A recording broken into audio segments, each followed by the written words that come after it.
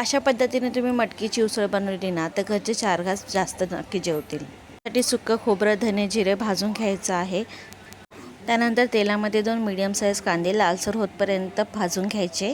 कांदा लालसर झाल्यावरती याच्यात लसूण, आले, कढीपत्ता, कोथिंबीर आणि टोमॅटो ते पण 2 मिनिटासाठी भाजून घ्यायचं आहे कांद्यासोबत. सर्व भाजून घेतल्यावरती याला बाजूला काढून थंड झाल्यावरती मिक्सरला याचं वाटण करून घ्यायचं आहे. वाटण करताना मी याच्यात 2 सुके लाल मिरच्या आणि 2 हिरव्या मिरच्या पण टाकल्या तिखटपणासाठी. त्याच्या आधी मी मटकी शिजवून घेतली होती. त्याच्यात हळद, मीठ आणि तेल टाकून कुकरमध्ये भातासोबत शिट्ट्या करून घेतल्या 2. फोडणीसाठी तेलामध्ये मोहरी, कढीपत्ता, कांदा, टोमॅटो टाकून परतून घेतले तेलामध्ये. त्यानंतर याच्यामध्ये लाल तिखट मसाला, हळद, गरम मसाला टाकायचा आहे.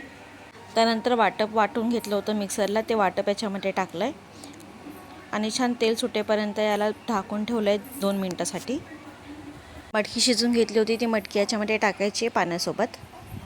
सर्व छान मिक्स करून आवश्यकतेनुसार पाणी टाकायचं आहे आणि मीठ टाकून 10 मिनटासाठी कमी गॅसवरती उकळ काढून घ्यायची.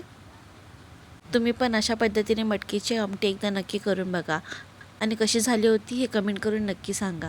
आणि रेसिपी आवडली असेल तर लाईक, शेअर, कमेंट करायला विसरू नका आणि फॉलो नक्की करा अजून रेसिपीसाठी. थँक्यू.